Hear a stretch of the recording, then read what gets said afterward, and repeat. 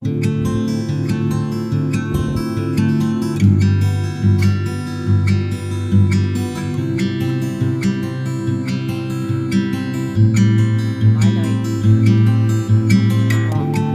இருக்கு ஓகே. அஸ்ஸலாமு அலைக்கும் ஃப்ரெண்ட்ஸ், வெல்கம் டு டேஸ்டி சமையல். எல்லோரும் எப்படி இருக்கீங்க? அல்ஹம்துலில்லாஹ், நானும் ரொம்பவே நல்லா இருக்கேன்.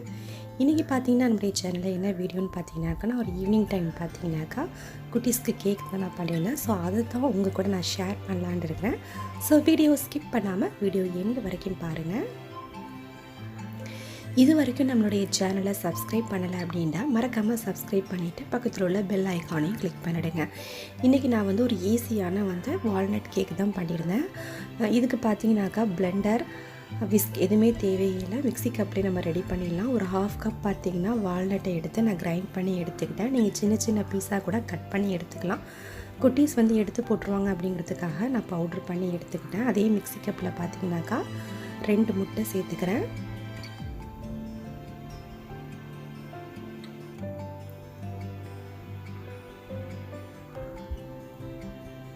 இது கூட பார்த்திங்கனாக்கா ஒரு ஹாஃப் கப்பு குக்கிங் ஆயில் சேர்த்துக்கிறேன்.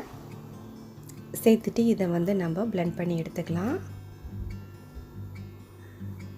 இப்போ இது கூட பார்த்திங்கன்னா ஒரு 3/4 கப் சுகர் எடுத்துருக்கேன். இதையும் நல்லா நான் பிளெண்ட் பண்ணி எடுத்துக்கிறேன். இது கூடவே நான் 1 டேபிள் ஸ்பூன் பார்த்திங்கன்னா வெண்ணிலா பவுடர் இல்லைனா வெண்ணிலா எசன்ஸ் சேர்த்துக்கோங்க. ஒரு பிஞ்ச் உப்பு, 1/2 டீஸ்பூன் பார்த்திங்கன்னா baking soda, 1 teaspoon baking powder, 1/4 cup பால், 1 கப் மைதாவை நல்லா நான் சலிச்சு எடுத்திருக்கேன். அதையும் இது கூட சேர்த்துக்கலாம். அவ்வளோதாங்க கேக்குக்குள்ள இன்க்ரீடியன்ஸ். ரொம்பவே ஈஸி. இதையும் நம்ம லைட்டாக பிளெண்ட் பண்ணி எடுத்துக்கிறேன்.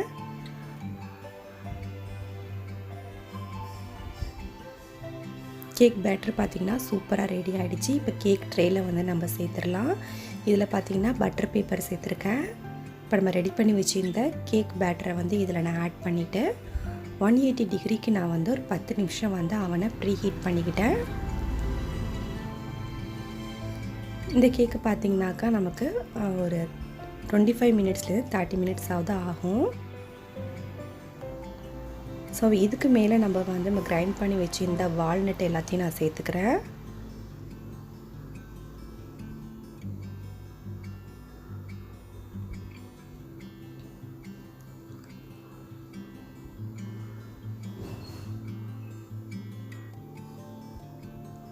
இதுக்கு மேலே நான் கொஞ்சமாக சாக்கோ சிப்ஸ் சேர்த்துக்கிறேன். இது ஆப்ஷனல் தான், வேணும் அப்படின்னா சேர்த்துக்கோங்க.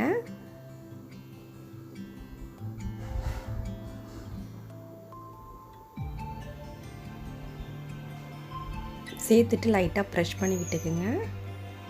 சாக்லேட் இருந்தால் கூட நீங்கள் குட்டி குட்டியாக கட் பண்ணிக்கலாம். ஸோ இது ஆப்ஷனல் தான், வேணும்னாக்கா நீங்கள் சேர்த்துக்கலாம், இல்லைனா ஸ்கிப் பண்ணிவிடுங்க.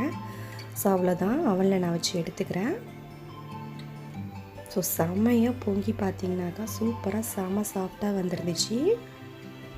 உங்களுக்கு பார்த்தாலே தெரியும்னு நினைக்கிறேன். இது நான் உங்களுக்கு கட் பண்ணி காமிக்கிறேன்.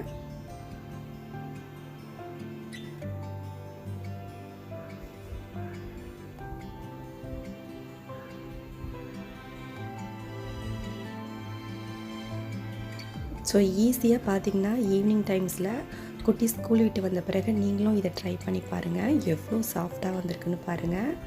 டேஸ்ட்டும் பார்த்திங்கன்னா ரொம்பவே சூப்பராக இருந்துச்சு.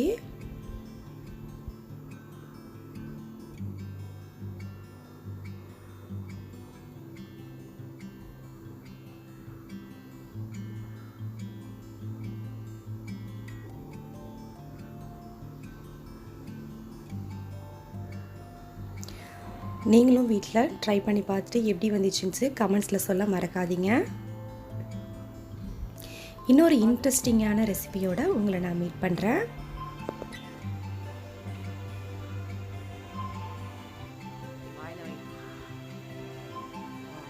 எப்படி இருக்கு?